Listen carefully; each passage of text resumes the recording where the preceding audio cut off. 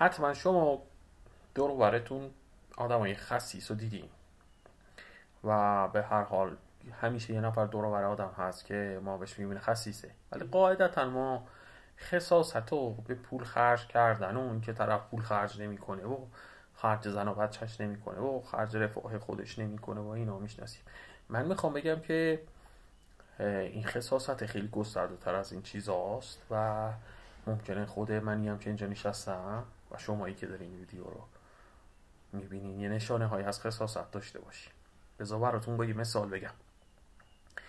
من یه رفیقی دارم، این عکاس حرفه‌ایه، عکسای خیلی خوبی هم داره و عکسای خیلی خوبی هم میگیره. بعد این آدم یه اکانت اینستاگرام داره، پروفایلش عکس نداره، دو تا دونه این عکساشو نمیذاره تو این پروفایلش، تو این اکانت اینستاگرامش، با اینکه عکاس خیلی خوبیه. بعد این آدم احساسات صفر، یعنی ما نه یه خنده درست حسابی دیدیم از این، نه یه گریه حسابی دیدیم، انگار باستر کیتون.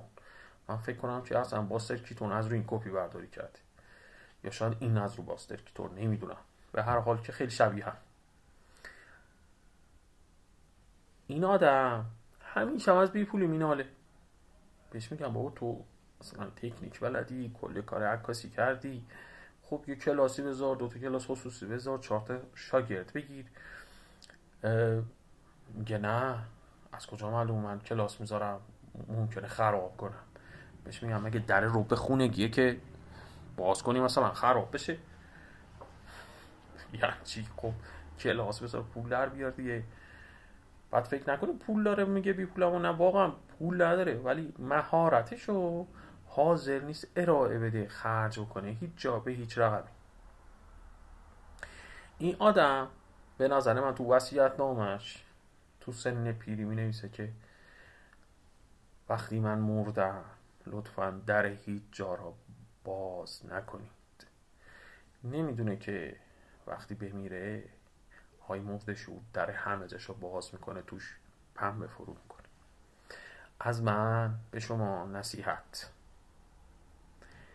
خوب خرج کنین، خوب بخندین، خوب گریه کنین، خودتون رو خوب ارائه بدین. تا این کارا رو نکنین نه مزه زندگی رو میفهمین، نه درست میتونین پول در بیارین، نه درست میتونین زندگی بکنین. آخرش هم مرده شور میاد پنبه فرو میکنه تو همه جاتون.